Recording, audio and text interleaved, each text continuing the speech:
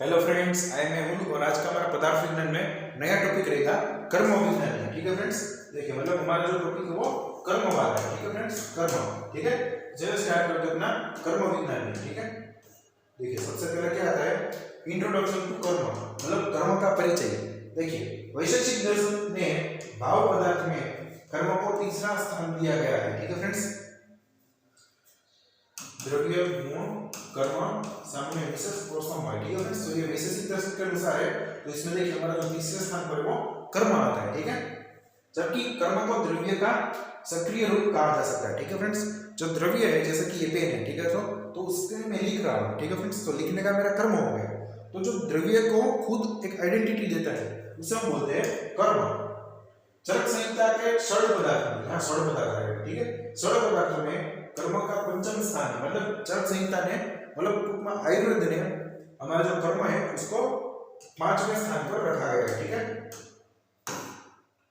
देखिए उसके बाद कर्म शब्द की व्युत्पत्ति, इटिमोलॉजिकल डेरिवेशन ऑफ द वर्ड कर्म, मतलब कर्म शब्द बना कैसे। देखिए शब्द कल्पद्रुम के अनुसार क्रू प्लस मनिन से, जिसमें क्रू धातु में मनिन प्रत्यय लगाने से कर्म शब्द बना है। ठीक है फ्रेंड्स, ये आपको एमसीक्यू में आ सकता है कि भाई कर्म की निरुक्ति बताइए। ठीक है, जिसका अर्थ है कृत्य, कार्य या कर्म। देखिए उसकी हमने निरुक्ति भी बोली, यत् क्रियते तत् कर्तुः क्रियया यादया क्रियते तद्वा क्रियाव्ययम् कर्मेति केचितम्। वाचस्पति के अनुसार कर्मणि मनि। ठीक है फ्रेंड्स, ये आपको याद रखने की जरूरत नहीं है। ठीक है, यही आप याद रखिए वाचस्पति। ठीक है फ्रेंड्स, क्योंकि वाचस्पति भी हमारा मेन ग्रंथ है। ठीक है,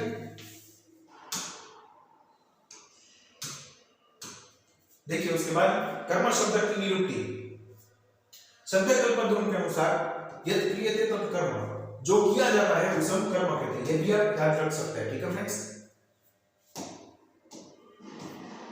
देखिए उसके बाद हमारा आता है कर्म के लक्षण, कि भाई कर्म के हमारा लक्षण कौन कौन से होते हैं। देखिए तर्क संग्रह के अनुसार चलनात्मकम कर्म, चलन रूपी जो क्रिया करते हैं उसे हम कर्म बोलते हैं। ठीक है, ये सर वन लाइन स्टैंजा ही होते हैं। ठीक है, जो कि आपको बाय हार्ट रख लेते हैं। ठीक है, वैशेषिक दर्शन के अनुसार देखिए वैशेषिक दर्शन ने क्या बोला है। देखिए कर्म के लक्षण उन्होंने बोले, एक द्रव्य में होने वाला अगुण, मतलब गुण रहित, मतलब जो हमारा कर्म होता है वो गुण रहित होना चाहिए। ठीक है, फिर संयोग और विभाग का अनपेक्ष कारण होना चाहिए वो। ठीक है, देखिए अब ये सारे द्रव्य का मतलब जो सारा हमारे वर्ड उसका मतलब समझाते हैं। एक द्रव्य कर्म, मतलब कर्म हर एक द्रव्य में आश्रित रहता है। जैसे कि आप पानी ले लीजिए, ठीक है, तो उसका कर्म क्या होगा, हमारी प्यास बुझाना। ठीक है फ्रेंड्स, ये बोर्ड का कर्म ले लीजिए तो इसको शो करना। ठीक है, ये कैमरा जो इससे मैं रिकॉर्ड कर रहा हूँ उसका कर्म हो गया हमारा कि रिकॉर्डिंग करना। ठीक है फ्रेंड्स, ये सारा हो गया। तो हर एक द्रव्य है उसका अपने कर्म रहता ही है। ठीक है, जब कोई वाहन चलता है तो वाहन अपना कर्म अलग होता है और यात्रियों में अपना अलग कर्म होता है। ठीक है, यात्रियों का कर्म है बैठना और वाहन का कर्म है चलना। ठीक है फ्रेंड्स, अतः यदि चलता हुआ वाहन एकदम से रुक जाए तो यात्री आगे जा गिरते हैं। ठीक है फ्रेंड्स, जिसे हम मॉडर्न क्या बोलते हैं, इनर्शिया बोलते हैं। ठीक है, आपने न्यूटन के लॉ में पढ़ा होगा। ठीक है, यदि द्रव्य में गुण से कर्म का अभाव अलग भाव पाया जाता है। ठीक है फ्रेंड्स, देखिए फिर आता है हमारा कर्म सर्वव्यापी द्रव्यों में नहीं होता है, क्योंकि सर्वव्यापी द्रव्यों में स्थान का बदलाव नहीं हो सकता है। उदाहरण के रूप में देखिए आकाश, फिर दिशा हो गया, काल हो गया, ये काल है। ठीक है फ्रेंड्स, काल मतलब समय, फिर आत्मा हो गई आदि सर्वव्यापी द्रव्यों में कर्म नहीं हो सकता है। ठीक है फ्रेंड्स, क्यों नहीं होगा, क्योंकि जो कर्म होता है वो संयोग और विभाग के रूप में से होता है। ठीक है फ्रेंड्स, अगर किसी वस्तु का कहीं किसी स्थान से संयोग और विभाग होता है तभी वो कर्म करेगा। ठीक है, जैसे मैं पेन इधर यहाँ रख दूं, ठीक है फ्रेंड्स, तो वो कर्म नहीं करेगा, ये वर्ड अभी कर्म नहीं कर रहा है। ठीक है फ्रेंड्स, क्योंकि आयुर्वेद के हिसाब से वो अपना स्थान चेंज नहीं कर रहा है। ठीक है, कर्म द्रव्य में ही आश्रित होता है, गुण में नहीं। ठीक है फ्रेंड्स, जो हमारा द्रव्य है उसी में कर्म रहता है और गुण भी द्रव्य में रहता है, तो हमारा जो कर्म है वो गुण में कभी नहीं रहेगा। ठीक है, जब कोई लाल रंग की गेंद ऊर्ध्व दिशा में, मतलब ऊपर फेंकी जाए, जैसे मैंने लाल रंग की गेंद बनाई और वो ऊपर ऐसे फेंकी जाए, ठीक है, तो कर्म केवल गेंद नहीं होता है, लाल रंग में नहीं। ठीक है फ्रेंड्स, सिंपल सी बात है। फिर अगुण में एक शब्द आया था, कर्म में गुण नहीं रहता है, गुण किस में रहता है, हमारा द्रव्य में रहता है, और कर्म भी किस में रहता है, हमारा द्रव्य में रहता है, ठीक है। संयोग विभागेषु अनपेक्ष कारण, मतलब जो हमारा कर्म रहता है वो किसी वस्तु को पहले स्थान से दूसरे स्थान में ले जाता है, ठीक है। पहले स्थान से वस्तु का विभाग होता है और दूसरे स्थान से उसका विभाग होता है। इस प्रकार कर्म संयोग विभाग का साक्षात कारण होता है, ठीक है फ्रेंड्स। देखिए उसके बाद चरक संहिता के अनुसार ये वेरी इंपॉर्टेंट श्लोक है, ठीक है फ्रेंड्स, इंपॉर्टेंट श्लोक। देखिए संयोगेषु विभागेषु कार्यं द्रव्यमा सूत्रम कर्तव्यस्य क्रिया कर्म नान्यत् अपेक्षते, ठीक है, जो कि सूत्र स्थान के फर्स्ट चैप्टर का 52वां श्लोक है। कर्म संयोग और विभाग का कारण होता है और द्रव्य में आश्रित होता है, ठीक है। कर्तव्य की क्रिया को कर्म कहते हैं, कर्म को किसी दूसरे कारण की अपेक्षा नहीं होती है। ये सभी वर्ड मैंने आपको जो लाइन लिखी है वो मैं आपको आगे एक्सप्लेन कर चुका हूँ, ठीक है फ्रेंड्स। आपको समझने में इसमें दिक्कत नहीं आनी चाहिए, ठीक है। देखिए फिर हमारे जो योगेंद्रनाथ सेन आचार्य थे उनका मतलब देखिए, उनका क्या मत था, कर्म डिसाइड्स इन द्रव्य, मतलब वो द्रव्य में रहता है, ठीक है। इट इज निर्गुण, मतलब वो कर्म रहित होता है, ठीक है, सॉरी निर्गुण मतलब गुण रहित होता है, ठीक है। And is the reason for संयोग और विभाग, मतलब कर्म ही हमारा संयोग और विभाग का अनपेक्ष कारण होता है। कर्म does not need any help, ठीक है फ्रेंड्स, मतलब वो किसी और की हेल्प के बगैर ही अपना काम कर सकता है, ठीक है। फिर आयुर्वेद के अनुसार कर्म के अन्य लक्षण देखिए, प्रयत्नादि कर्म चेष्टितम उच्यते, ठीक है, जो कि फिर से सूत्र संघ के फर्स्ट चैप्टर का श्लोक है। प्रयत्न आदि द्वारा जो चेष्टा की जाती है उसे कर्म कहते हैं।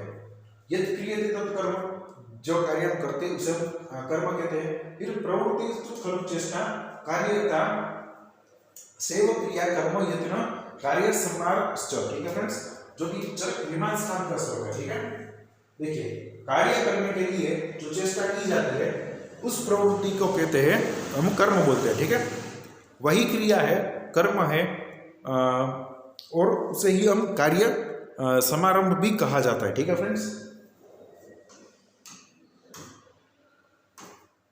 देखिए कर्म के भेद, मतलब टाइप्स ऑफ कर्म कितने कितने होते हैं। देखिए तर्क संग्रह के अनुसार हमारे कर्म के 5 भेद है, ठीक है। यही हमारा वैशेषिक दर्शन के अनुसार भी है, ठीक है। देखिए उत्क्षेपण मतलब किसी भी वस्तु को अपवर्ड डायरेक्शन में प्रोजेक्ट करते हैं, सब बोलते हैं उत्क्षेपण, ठीक है फ्रेंड्स। फिर अपक्षेपण आता है, डाउनवर्ड प्रोजेक्शन। फिर आता है आकुंचन, जिसे आप इंग्लिश में बोलते हैं कॉन्ट्रैक्शन। फिर आता है प्रसारण, उसे बोलते हैं एक्सपेंशन, ठीक है। फिर गमन, all of this action combining to form गमन, ठीक है फ्रेंड्स। देखिए हमारे उत्क्षेपण, ठीक है फ्रेंड्स, उत्क्षेपण हमारा जो कर्म है उसे आते हैं। देखिए ऊर्ध्वदेश के संयोग के कारण जो उत्क्षेपण कहते हैं, ठीक है। जैसे देखिए मैं आपको बताता हूँ, मान लीजिए हमारा आकाश हो है, ठीक है फ्रेंड्स, और ये हमारे जमीन हो गई, और ये यहाँ से बॉल मैंने आपको ऐसे ऊंचा आकाश की तरफ, ये आकाश, ये हमारी सोइल मतलब जमीन हो गई, और ये हमारा बॉल हो गया, ठीक है। मैंने उसका उत्क्षेपण करा, ठीक है फ्रेंड्स, और उसका जो संयोग है मतलब जुड़ना, कहाँ से जुड़ा, वो ऊर्ध्वदेश के साथ वो जुड़ गया, ठीक है फ्रेंड्स, तो उसे हम बोलेंगे उत्क्षेपण। जैसा देखिए गेंद को ऊपर की दिशा में फेंकना, फिर रॉकेट का ऊपर की ओर जाना, और उड़ान वायु की ऊर्ध्व दिशा में गति। अभी आपने फिजियोलॉजी में पढ़ा होगा कि उड़ान वायु हमारा ऊपर की तरफ गति करता है, ठीक है फ्रेंड्स। बात के हमारे 5 टाइप होते हैं, जिसमें आपने उड़ान वायु पढ़ा होगा, ठीक है। फिर देखिए अपक्षेपण, अपक्षेपण मतलब अधोदेश के संयोग के कारण उसको अपक्षेपण बोलते हैं। अधोदेश मतलब निचला वाला, अगर मैं रॉकेट में बैठकर बॉल को छोड़ता हूं तो वो जमीन की तरफ आता है, तो उसे हम अपक्षेपण बोलते हैं, ठीक है। फिर आता है अपान वायु की गति, ठीक है, जो कि अधर दिशा में होती है, ठीक है। आपने अपान वायु की गति भी पढ़ी होगी, जिसका वो पहले तला नीचे होता है, ठीक है। देखिए आकुंचन, आकुंचन मतलब शरीर के पास संयोग के कारण को आकुंचन बोलते हैं। जैसे हाथ को कागज से कुचलना, ठीक है फ्रेंड्स, ऐसे हम करते हैं तो उसे आकुंचन बोलते हैं। इंग्लिश में कॉन्ट्रैक्शन, कॉन्ट्रैक्शन, ठीक है फ्रेंड्स। फिर दूरस्थ वस्तु को देखने के लिए नेत्र गोलकों का आकुंचन, ये बोल रहे हैं मैंने आपको एनाटॉमी में भी पढ़ाया हुआ है कि हमारा जो शरीर मसल होते हैं,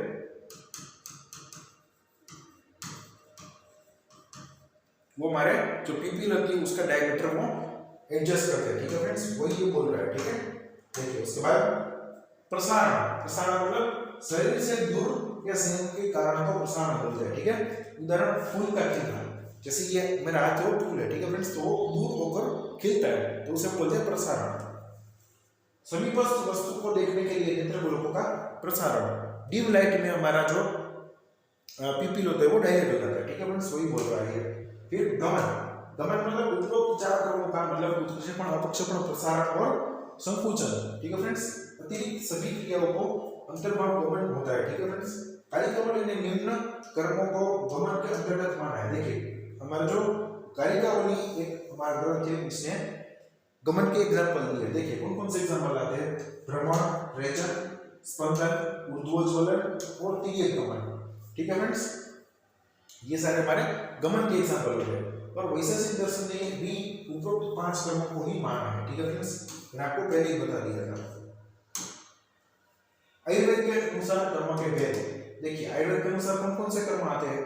आचार्य चक्रपाणी के अनुसार कर्तव्य की क्रिया को कर्म कहते हैं, ठीक है। कर्म शब्द से वमनादि कर्म, अदृष्ट कर्म और क्रिया का कर्म होता है। प्रस्तुत संदर्भ में क्रिया रूप का कर्म का वर्णन है, न कि वमनादि कर्म या अदृष्ट कर्म, ठीक है फ्रेंड्स। तो देखिए फ्रेंड्स जो हमारे आयुर्वेद में कर्मों के विविध जो भेद बोले गए ये इसके भी अतिरिक्त होते हैं, ठीक है फ्रेंड्स। देखिए कौन कौन से होते हैं वो, देखिए द्विविध कर्म, ठीक है फ्रेंड्स, इन्होंने वर्गीकरण कर दिया, क्लासिफिकेशन कर दिया। देखिए पहले आता है हमारा द्विविध कर्म, जिसमें हमारा लौकिक कर्म आता है और फिर आध्यात्मिक कर्म आता है, ठीक है। लौकिक कर्म मतलब शरीर चेष्टा यथा उत्क्षेपण आदि को हम लौकिक कर्म बोलते हैं, जबकि आध्यात्मिक कर्म देखिए उसमें आध्यात्मिक कर्मों के द्वारा परमात्मा का साक्षात्कार होता है। ये कर्म परमात्मा का बोध करवाते हैं, ठीक है, और जीवात्मा और परमात्मा का संबंध स्थापित करते हैं, ठीक है, इसलिए हम उसे आध्यात्मिक कर्म बोलते थे। फिर आता है द्विविध उपक्रम, ठीक है, जो कि चक्र सूत्र स्थान 23वें चक्र में मेंशन है, ठीक है। द्विविध उपक्रम में हमारा आता है संतर्पण और अवतर्पण। संतर्पण मतलब नॉरिशिंग, बॉडी में हम भ्रूमण करते हैं, ठीक है, और अवतर्पण मतलब लंघन का टाइप हो गया वो, ठीक है। द्विविध कर्म, देखिए द्विविध कर्म हमारे चक्र स्थान के 3रे चक्र में दैव और पुरस्कार, ठीक है फ्रेंड्स। देखिए अब दैव और पुरस्कार का मतलब क्या होता है, पूर्व जन्म में स्वयं किया गया कर्म दैव कर्म होता है और इस जन्म के कर्म को हम पुरस्कार बोला जाता है, ठीक है फ्रेंड्स। देखिए उसके बाद हमारा आता है त्रिविध कर्म। त्रिविध कर्म में कौन सा आता है, कायिक, वाचिक और शारीरिक, ठीक है, सॉरी वाचिक, मानसिक और शारीरिक, ठीक है फ्रेंड्स, वाचिक, मानसिक और शारीरिक, ठीक है फ्रेंड्स, ये हमारे त्रिविध कर्म हो गए। फिर देखिए और तीसरे हमारे त्रिविध कर्म है हीन, मध्यम और उत्तम, ठीक है। देखिए फिर संयोग के भेद से त्रिविध कर्म, मतलब संयोग के भेद से त्रिविध कर्म हमारे कौन से हो जाएंगे, एक कर्मज, द्विकर्मज और सर्वकर्मज, ठीक है।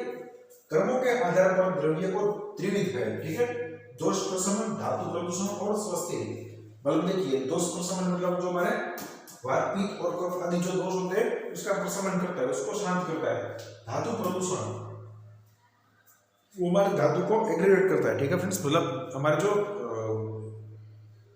बॉडी में डिजीज की वजह से जो धातु हमारी जो क्षय हो गई होती है उसको बढ़ा देता है, ठीक है। और स्वस्थ भी मतलब ऐसी मेडिसिन जो हमारे स्वास्थ्य को प्रमोट करती है उसे हम स्वस्थ ही बोलते हैं, ठीक है।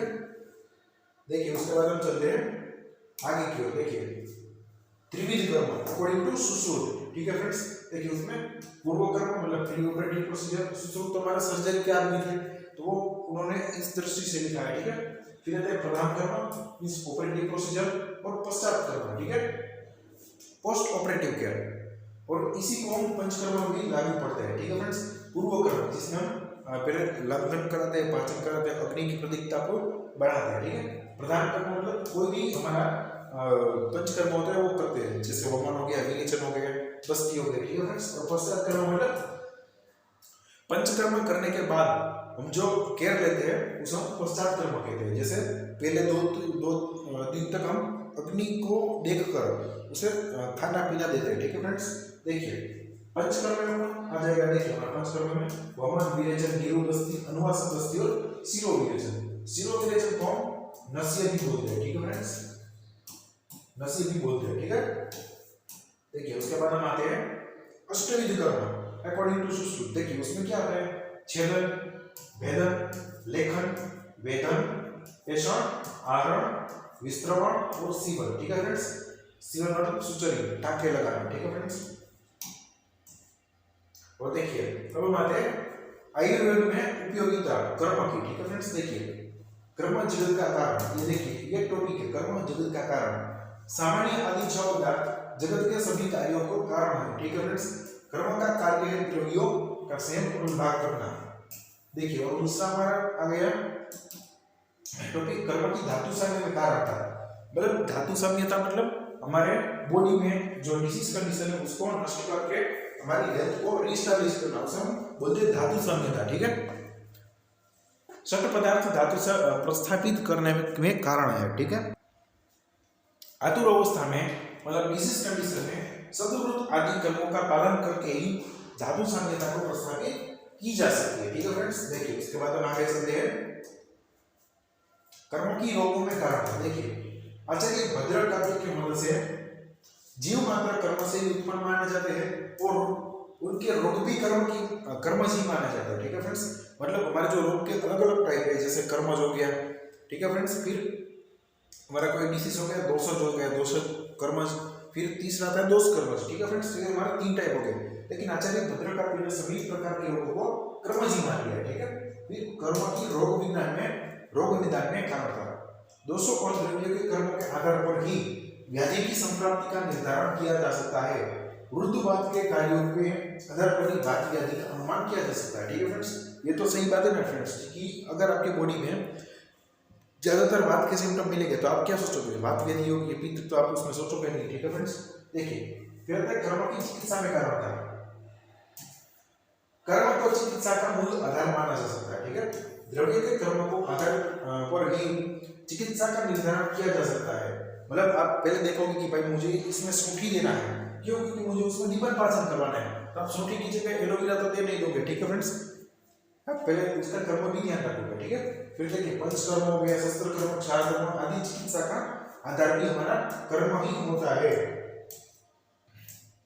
देखिए उसके बाद गुण और कर्म में साधर्म्य, सिमिलरिटी बिटवीन गुण एंड कर्म। देखिए क्या होती है, गुण और कर्म ये दोनों ही पदार्थ है। ठीक है फ्रेंड्स, दोनों ही क्या है हमारा पदार्थ। देखिए द्रव्य, गुण, कर्म, सामान्य, विशेष और समवाय। ठीक है फ्रेंड्स, ये हमारे आयुर्वेदिक सट पदार्थ है। ठीक है फ्रेंड्स,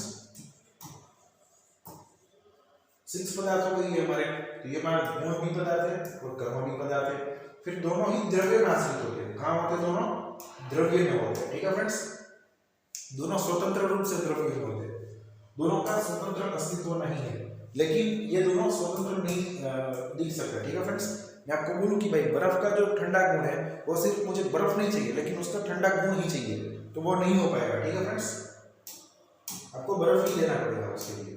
देखिए अब हम आते हैं गुण और कर्म में वैधर्म्य, मतलब डिसिमिलरिटी बिटवीन गुण और कर्म। देखिए गुण का देखते हो और कर्म का देखिए साइमल्टेनियसली। देखिए गुण में चेष्टा नहीं होती, जबकि कर्म हमारा जो है वो चेष्टावान होता है। ठीक है फ्रेंड्स, फिर गुण जो होता है वो हमारा संयोग और विभाग का स्वतंत्र कारण नहीं होता है, जबकि कर्म होता है। फिर गुण सर्वव्यापी द्रव्य में पाया जाता है, लेकिन कर्म सर्वव्यापी द्रव्य में नहीं पाया जाता है। फिर गुण मूर्त और अमूर्त दोनों द्रव्यों में पाया जाता है, जबकि कर्म है वो हमारा केवल मूर्त द्रव्यों में ही पाया जाता है। ठीक है फ्रेंड्स, तो ये हमारा कर्म और गुण में डिसिमिलरिटी हो गई। ठीक है फ्रेंड्स, यहाँ हमारा कर्म वाला लेक्चर खत्म होता है। ठीक है फ्रेंड्स, थैंक यू।